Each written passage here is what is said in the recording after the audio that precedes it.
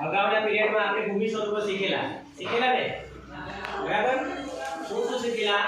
અખાત સામુદ્રધુની ઉપસાગર ભૂશીર શીખેલા કે નહીં હવે એમાં કેટલા ભૂમિ સ્વરૂપોની સંકલ્પના તમને શીખવાની બાકી હતી એ આજે આપણે જોઈશું તો પહેલું એ લખ્યું છે ભૂમિ સ્વરૂપોમાં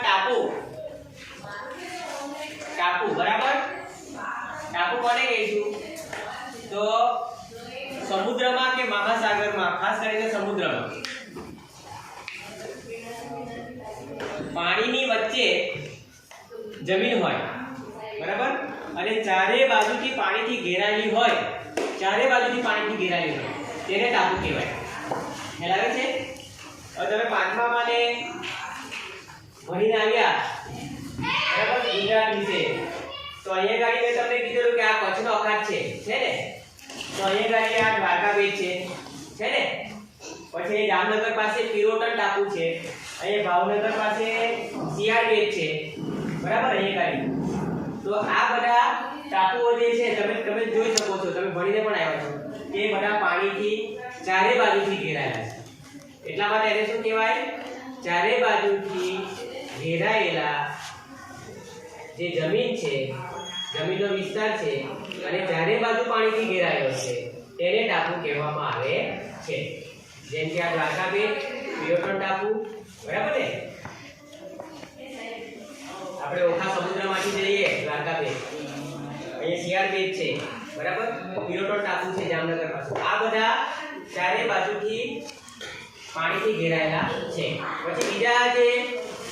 તમને આપણા ભારતમાં જે ગણાય છે એવા આ અરબ સાગરમાં પશ્ચિમ ભાગમાં અહીં જે લક્ષદ્વીપ ટાપુઓ છે એનો ઘણા બધા ટાપુઓ છે એ બી બધા ચારે બાજુથી જળ વિસ્તારથી ઘેરાયેલા છે એ જ પ્રમાણે અંદમાન અને નિકોબાર આ જે છે એ પણ ચારે બાજુ તમે જોઈ શકો છો કે પાણીથી ઘેરાયેલા છે એટલા માટે ચારે બાજુથી ઘેરાયેલા હોય તો એને કહેવામાં આવે છે ટાપુઓ સમજાયું પરીક્ષા પૂછાય છે આની સંકલ્પના લખવાની તમારે હવે બીજું આવે છે દ્વીપકલ્પ એટલે ત્રણ બાજુથી ઘેરાયેલો હોય ત્રણ બાજુ પાણી હોય જેમ કે ત્યાં કે તમને કીધું કે અહીં ગાડી પાછળ જાઓ અહીં જે છે આ તમે જોઈ શકો છો આ ત્રણ બાજુ 1 2 3 બરાબર આ ત્રણ બાજુ પાણી છે ને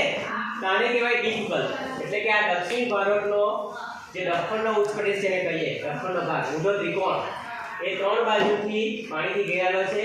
પૂર્વમાં બંગાળાની ખાડી પશ્ચિમમાં અરબ સાગર દક્ષિણમાં હિંદ મહાસાગર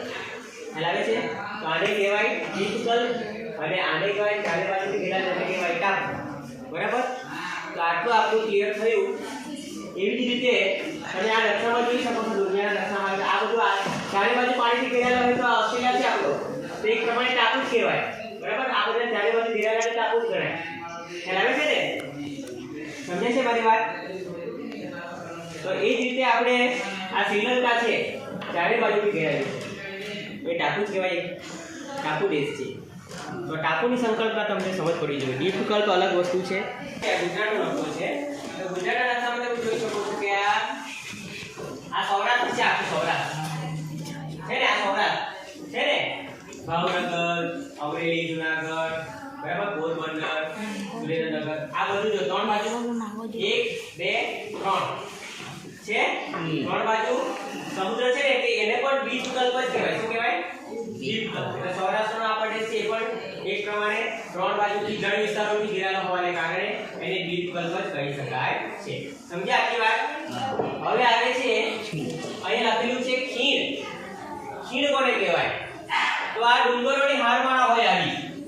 બરાબર હોય ને આવી હારમાળા હોય અને આ વચ્ચેનો જે ભાગ છે બરાબર ઘણી વખત શું થાય કે કુદરતી રીતે પૃથ્વીના પેટાળમાં દબાણને કારણે બરાબર કે નિક્ષેપણને કારણે સમુદ્રમાં અને જમીનના ભાગમાં પણ પર્વતોની હારમાળા હોય તો વચ્ચેનો ભાગ નીચે બેસી જાય એટલે બે પર્વતોની આ જે ડુંગરમાળા છે એની વચ્ચેનો ભાગ નીચે બેસી જાય બરાબર તો એને આ જે ઉપરનો ભાગ ઉંચાયેલો રહે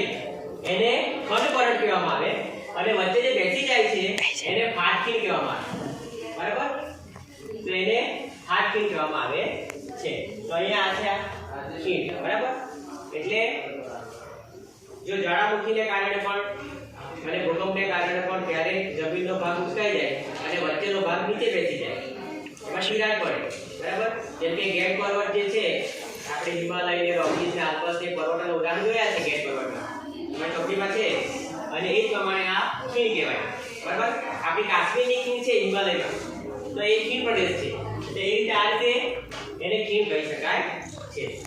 આપણે ત્યાં હિમાલય પ્રદેશમાં ખીણો જોવા મળે છે બરાબર ને તો અહીં સુધી આપણે જે ભૂમિ સ્વરૂપો હતા